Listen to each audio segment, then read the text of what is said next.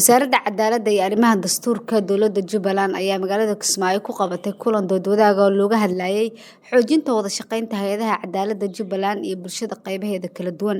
Kulanka oo furay wasiir ku-xigeenka wasaaradda cadaaladda iyo arrimaha dastuurka Jubbaland Bishaar Aadan Geedi ayaa waxaa ka soo qayb galay wasiir ku-xigeenka wasaaradda beeraha iyo waraabka, wasiir ku-xigeenka wasaaradda amniga gudaha, wasiir dowlaha wasaaradda waxbarashada, xubno ka socday golaha wakiilada, xeer ilaaliyaha guud ee Jubbaland, taliyaha booliiska qaybta gobolka Jubbada Hoose, agaasimayaal iyo qaybaha kala duwan ee bulshada degmada Kismaayo. Intii uu kulanka socday ayaa dood dheer laga yeeshay mudnaanta ay leedahay in la xoojiyo arrimaha la xiriira cadaaladda iyo sidii ay isaga kaashan lahaayeen hay'adaha cadaaladda iyo bulshada sare u qaadista nidaamka cadaaladeed ee ka jira deegaanada Jubbaland.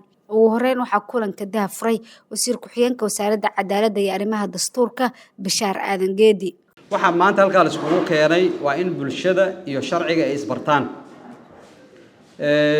waxaan ka cudur daaranayaa markii la yiraahdo garsoorka meesha fadhiya, booliska meesha fadhiyo, dadka waxa ku soo dhacaya kiisas.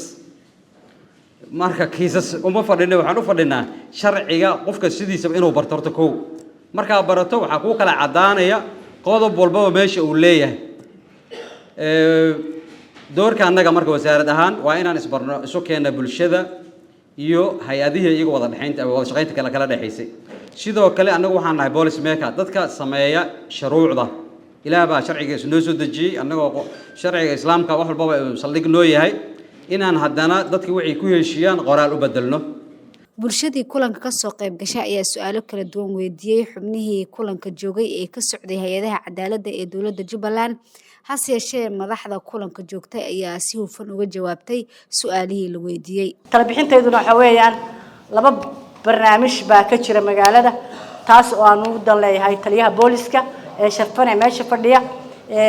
taliya waxa ka jira magaalada daraagiskuna waa jira, tuugana way jirtaa. hadda labadaba in gacan xoog la qabto, annagu haweenna qayb baan ka nahay inaan idin kala shaqeynaa oo maasin. daraagiska iyo tuugada dabcan way joogaan garsoorka iyo xeer ilaalintii maalin iyo habeen.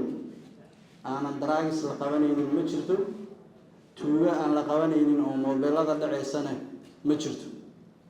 kaliya qofka weli inta badan waxaan qabanaa ama aan sameynaa waxay tahay in aan inta badan ka hortag ku sameyno, qaarna aan gadawata ku qabanno. qaab nooce u soo gaabin karnaa processka ama dadka ugu fududeyn karnaa si dadkii u aaminaan ama u trust gareeyaan inay aadaan goobaha cadaaladda.